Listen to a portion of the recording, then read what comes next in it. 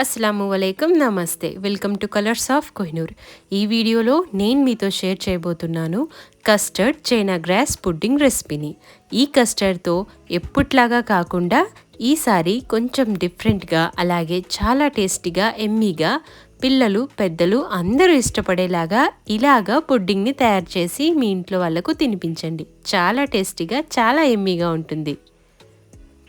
అలాగే ఈ కస్టర్డ్ను తయారు చేయడం కూడా చాలా ఈజీ అండి. చాలా తక్కువ ఇంగ్రీడియంట్స్తో చాలా ఎమ్మీగా, టేస్టీగా మీరు దీన్ని ప్రిపేర్ చేసేయచ్చు.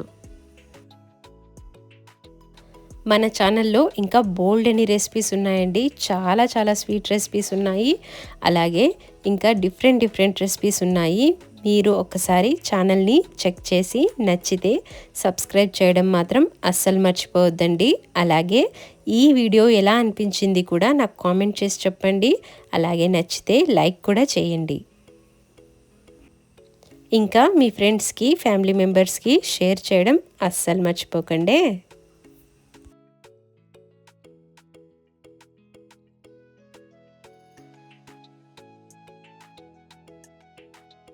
ఈ టేస్టీ ఎమ్మీ పుడ్డింగ్ని ఎలా తయారు చేసుకోవాలో ఇప్పుడు నేను మీకు చూపిస్తాను. ముందుగా మనం దీనికోసం తీసుకోవాలి సన్నగా ఉండే సేమియాని.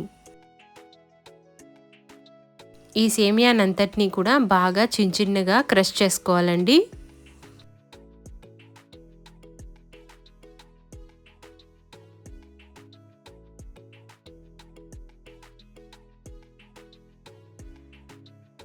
ఈ విధంగా చిన్నగా క్రష్ చేసేసుకొని ఇప్పుడు స్టవ్ మీద ఒక పెనం పెట్టుకొని దాంట్లో మనం ఒక చెంచా ఘీని వేసుకోవాలి. ఈ నెయ్యి బాగా వేడైన తర్వాత ఇందులోకి మనం చిన్నగా కట్ చేసి పెట్టుకున్న ఈ సేమియాని వేసి బాగా రోస్ట్ చేసుకోవాలి.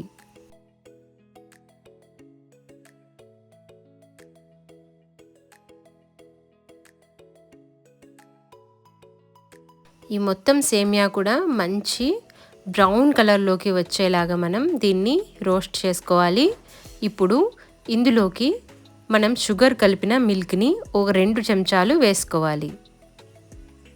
దీనివల్ల సేమియాకు కొద్దిగా స్వీట్నెస్ అనేది వస్తుంది. మిల్క్ కాకుండా వాటర్తో కూడా ఇదే విధంగా వాటర్లో కొద్దిగా చక్కెరను బాగా మిక్స్ చేసేసుకొని ఆ లిక్విడ్ని ఒక 2 టేబుల్ స్పూన్స్ ఇందులో వేసుకొని ఇలాగా మొత్తం అంతా కూడా కలుపుకోవాలన్నమాట.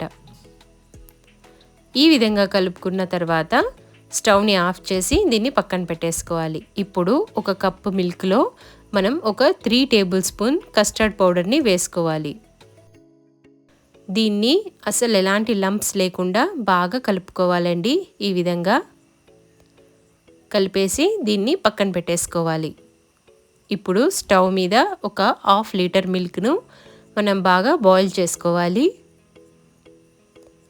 అలాగే చైనా గ్రాస్ లేకపోతే అగార్ అని పిలుస్తారు కదా, దీన్ని మనం తెచ్చుకొని ఒక బౌల్లో తీసుకొని వాటర్తో బాగా వాష్ చేసేసి దీన్ని మనం కొద్దిగా వాటర్ వేసుకొని స్టవ్ మీద పెట్టుకొని మొత్తం అంతా కరిగిపోయేలాగా స్టవ్ మీద పెట్టి చెంచాతో తిప్పుతూ ఉండాలండి.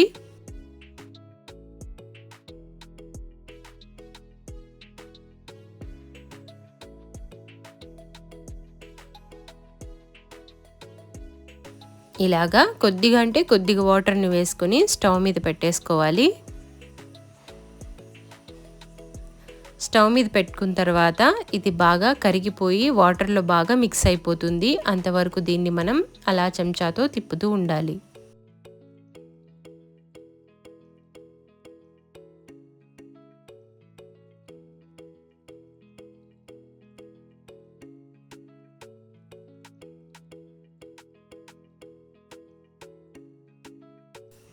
ఈ విధంగా మొత్తం అంతా కరిగిపోవాలండి. ఇప్పుడు స్టవ్ ఆఫ్ చేసి దీన్ని పక్కన తీసి పెట్టేసుకుందాం. ఇప్పుడు ఇక్కడ మనకు పాలనేవి బాగా మరిగిపోయాయి. ఇలా మరిగిన ఈ పాలల్లోకి మనం బాగా మెల్ట్ చేసి పెట్టుకున్న చైనా గ్రాస్ని ఇందులో వేసేసుకోవాలి.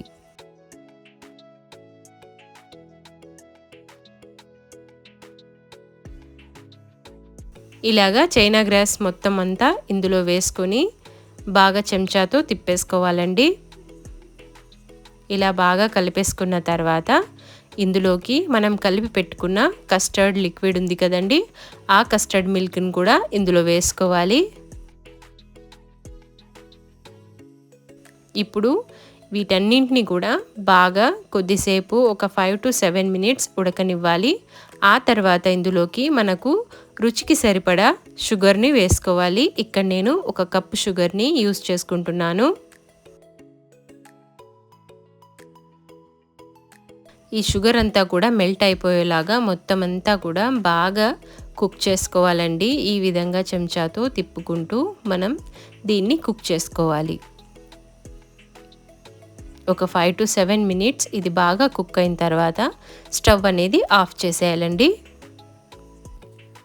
అలాగే ఇప్పుడు ఒక మౌల్డ్ తీసుకొని దాంట్లో బాగా నెయ్యి రాసేసి కింద మొత్తం మనం ఫ్రై చేసుకున్న ఈ మొత్తం సేమియాని వేసేసుకోవాలండి. కింద ఒక లేయర్ లాగా హాఫ్ సేమియాని ఇక్కడ కింద లేయర్ లాగా వేసుకోవాలి.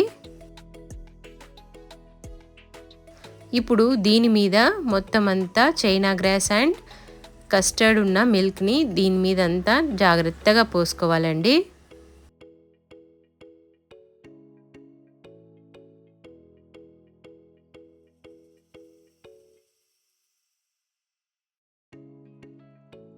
ఇప్పుడు మిగిలిన ఆ సగం సేమియాని దీని మీద ఈ విధంగా పరుచుకోవాలి.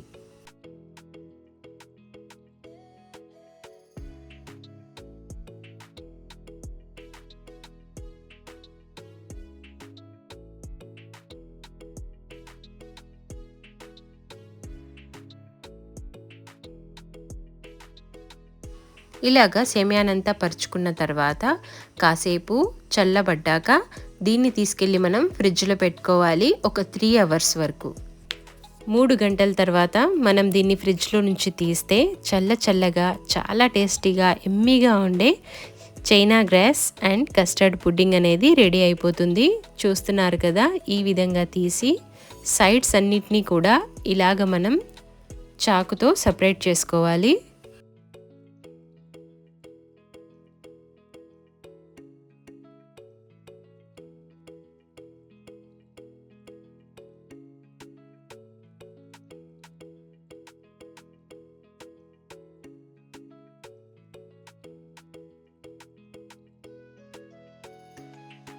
ఇలా సైడ్స్ అన్నీ సపరేట్ అయిన తర్వాత దీన్ని ఒక ప్లేట్లో మనం ఇలా బోర్లించుకోవాలి.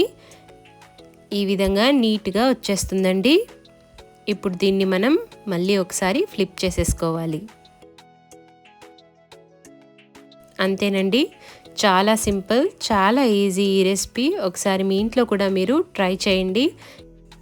ఇప్పుడు దీని మీద మనం మనకు నచ్చిన డ్రై ఫ్రూట్స్తో గార్నిష్ చేసేసుకోవాలి.